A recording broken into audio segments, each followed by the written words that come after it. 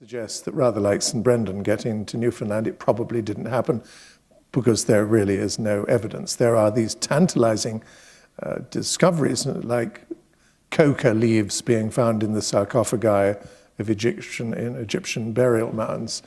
How did they get there? I mean, no one knows. Of course, it's tantalizing to believe that Aztecs might have sailed across and into the Mediterranean and somehow got involved with the Egyptians. But there is just this tiny bit of evidence. And similarly, there's marginalia in a book that Christopher Columbus was reading or had in his possession when, in about 1487, he was in Ireland, in which he makes a reference to a dugout canoe and bodies being found in it, which leads some people to think, could these have been Caribs or Inuit from indeed Newfoundland, who had traveled eastbound across the Atlantic. And of course, it would have been technically much easier, and you as a sailor know this. I mean, you've got the prevailing winds in your favor, you've got the Gulf Stream in your favor. So had anyone been either curious enough or technologically advanced enough to get into the sea and sail east, he or she would have reached Europe, Northern Europe, pretty quickly. But the only evidence is quite to the contrary, that doughty European sailors moving against the currents and against the wind, but impelled by either curiosity or commerce, did precisely that. So there is no evidence. It's an interesting idea. Oh, it's a wonderful idea, yeah. I mean, there are many others. You say that one of your heroes, another Canadian from Nova Scotia, Joshua Slocum, the first man to sail solo around the world in a remarkably small boat.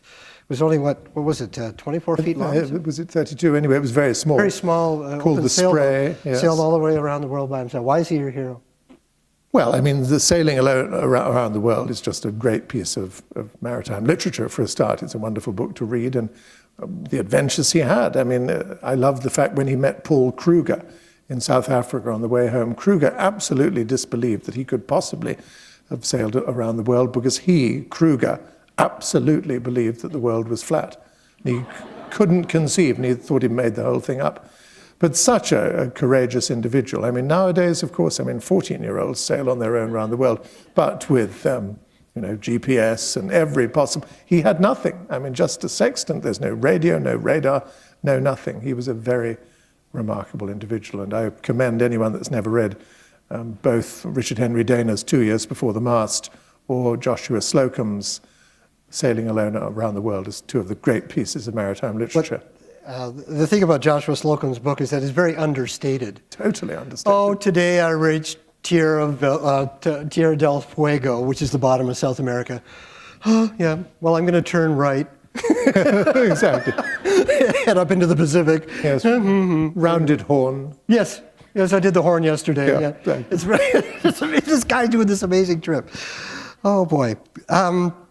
So we get into more modern times and warfare on the Atlantic, where it became a theater of war, really, with the U-boats, the German U-boats, and the British. Churchill was obsessed with those. And there was a wonderful, you don't talk about it in your book, but Churchill had an idea that we actually tested here in Canada called Project Habakkuk. The British planes couldn't cross the Atlantic, and the problem was trying to get. So Churchill had this idea of why not take an iceberg and turn it into an airport, and flatten the top of it so that the planes can land and drill in underneath it and put all the supplies and everything under there. It was great. He didn't realize that icebergs turn over every once in a while, but it was his idea. And we actually had a thing. You can go west to Moline Lake in Jasper National Park, and you can read about this. We actually built an ice ship, and they tested it. It was a totally secret thing. It was called Project Habakkuk, and they built this thing out of ice and straw and all that just to see if it would float.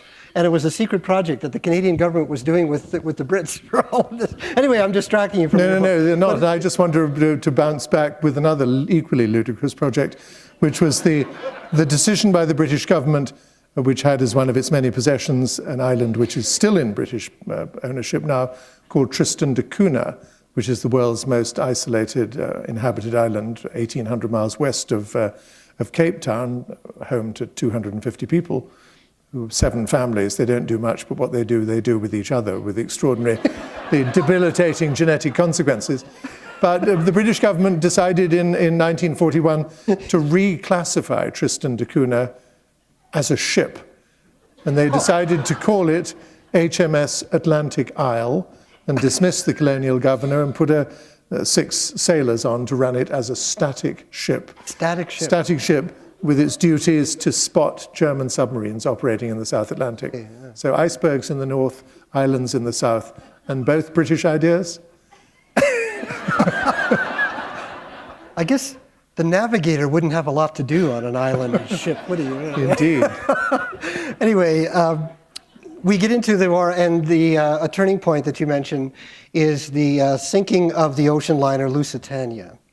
And well, tell me about why that was a turning point. And there was also this idea that maybe the Lusitania was carrying weapons. Well, ammunition mainly. I mean, and there have been many books, notably one by Colin Simpson, an old colleague of mine at the Sunday Times, who finally got the manifests, or some of the manifests, because many of them, and indeed the wreck site, are still secret. You can't go. Really? It is illegal to dive on the wreck of the Lusitania to this day. You're kidding? No, I'm not. The British government, and they've also done certain things. They went down with demolition charges.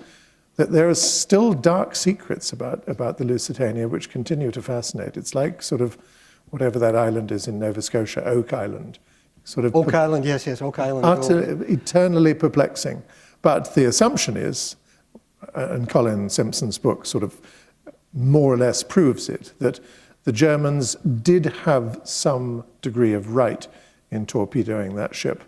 I mean, of course, an awful lot of people died, and it brought America into the war, but the cargo in that ship violated the neutrality rules to which the Americans were party. So it's a strange story, made even more strange by the continuing attempts of the British government to cover it up. But can I just utterly trivialize this for a moment? Maybe this is a story everyone here knows well. Lusitania, like all Cunard vessels, ended in the letters IA. The Caronia and the Britannia and every Cunard ship ended in IA. And in 1935, they were building a ship which was going to be called the Queen Victoria.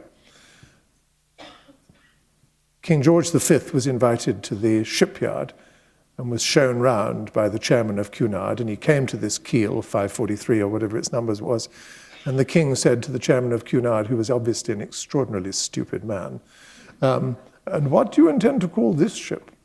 And the Cunard chairman said, "Oh, we intend to call this, Your Majesty, after the greatest queen in England's history." And the king said, "Really? My wife will be utterly delighted." So they had to break rank and call it the Queen Mary.